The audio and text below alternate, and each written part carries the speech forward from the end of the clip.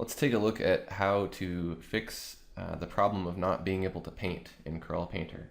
So the most common reason would be that the brush tool is not selected. You have to click on the brush tool here to activate it, and then of course pick a brush. Picking a brush also activates the brush tool, and you can go ahead and paint. Next would be the brush opacity. You have an opacity setting up here which controls how much you can see through your paint, and right now my opacity is at 100, so you can't see through it at all. If I change my opacity a little bit lower, you can see that my brush kind of builds up more slowly. And if I change it to 0, I'm not painting anything, so you have to watch out for this. If this is set to 0, then you're not going to be painting at all. The next thing we'll look at is painting with a blender or a non-additive brush. Now, a lot of these brushes add paint, like so, but some of these brushes are blenders and they don't do anything but blend color. So if I try to paint with this blender over here, where there's no color, nothing's going to happen at all. The next thing we'll look at is the resaturation setting. If resaturation is set to 0, you're not going to be adding any paint color. So you see how I just changed it there? Not adding anything. Now it will blend, but you'll want to make sure that resaturation is set to 100 if you're trying to add a paint color. Now, if you're using the same color as the background, you're not going to see anything. So if I pick white and I start painting here on a white background, it's not going to look like I'm doing anything. And that seems really obvious, but you kind of have to pay attention to what color you have sometimes, and it's easy to forget. You have two colors here. You have a main color and you have an additional color, and you can toggle between these two. See how I can click on this additional color? Now there are some brushes that work with your additional color and some that don't. And if for some reason you're toggled on this one color here and you're picking an orange and you're trying to paint, I'm still not getting orange. It seems like nothing's happening here because with this particular brush here, I can only paint with my primary color, my main color. So if I'm toggled on this orange here trying to pick a color, it's going to not work. I have to click here on white, and then there we go. Now I can change my color for this particular brush. Now, sometimes you can be painting with a really, really, really small brush. Maybe this is your first time painting and you picked something like one of these pencils, and maybe your canvas is just so big and so detailed, and maybe you have a really light color in your drawing and you're not seeing anything.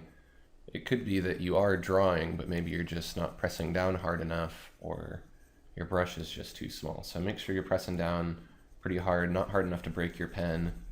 If that doesn't work, try a darker color or a different brush and see if you're getting anything there. Now, in the same way, your brush could be way too big. If I take this airbrush here and I make it really, really super huge, and I try to paint on a really big canvas, what's going to happen is it's going to act really slow. It's not going too bad here, but if you could see how fast I'm moving my pen, I'm already done with my brush stroke, and see how it kind of locked up my computer for a minute there.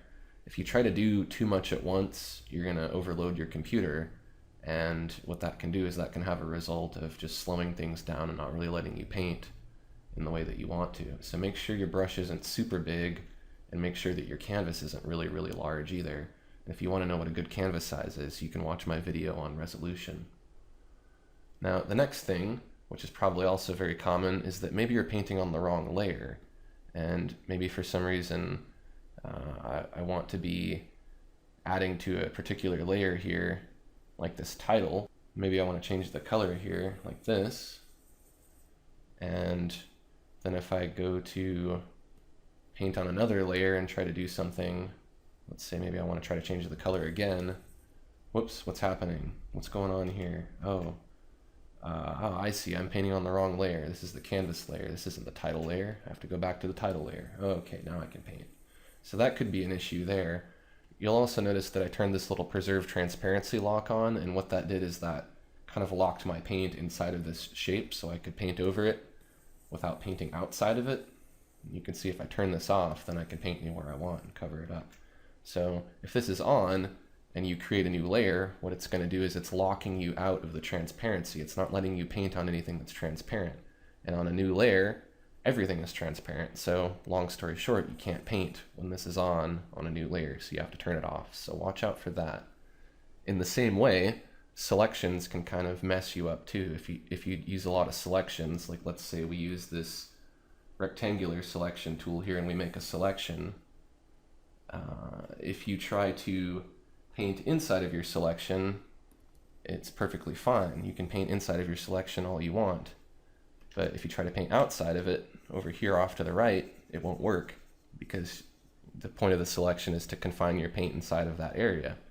You can also hide your selections by doing Control-Shift-H on your keyboard, and then your selection is hidden, which is really helpful, but you can forget that it's hidden, and then you could be trying to paint somewhere and the paint won't show up, which happens to me a lot, and I know better.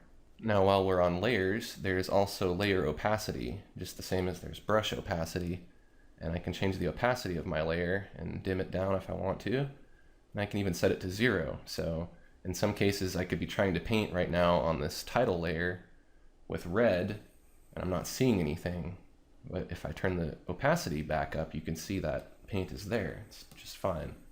And that selection's still active too. I need to deselect that selection, so I'll do Control-D, and now it's not active. I'm making a nice big mess here.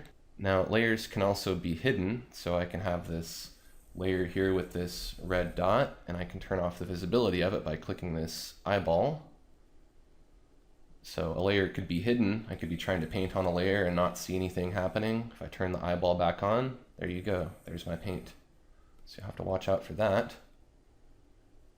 You might have the wrong brush type for a certain layer type. So if you work with watercolors, for instance, anytime you paint with a watercolor brush, you're going to create a special layer, which is called a watercolor layer, and it works differently than the other kinds of layers.